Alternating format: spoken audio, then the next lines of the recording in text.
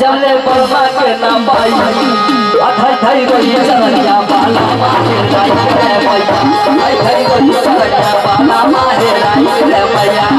हे राई रे मैया हे राई रे मैया हे राई रे मैया हो हे राई रे मैया अथई थई रोई चरनिया बाला माहे राई रे मैया अथई रोई चरनिया बाला माहे राई रे मैया बाबा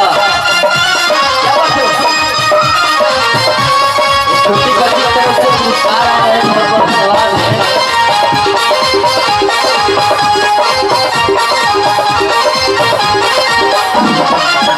रुकिए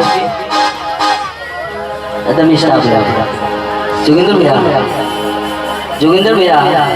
ऐसा हम बुझा था हमारी हुए आ रहे थे लेकिन तनी सा देख ध्यान जाए हमरा के लेकिन ऐसे मजा नहीं थे आज दूसरा भाव में भैया रघु तक हम भुला जाए अरविंद नारी है ने ये हमारा बहुत जिगरी दोस्त हमारा अरविंद नारी भैया जे गाजीपुर से चल के आए बा। अच्छा बारे भैया बहुत आशीर्वाद बैंक का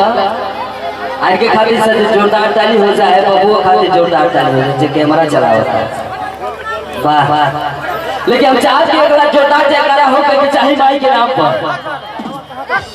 बोलिए शेरवाली भैया की बोली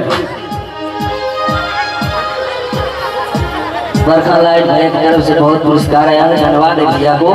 चलिए आइए दूसरा भाव में के करिए बबुआ झगड़ा करता है औरत अपना पति से कैसे हो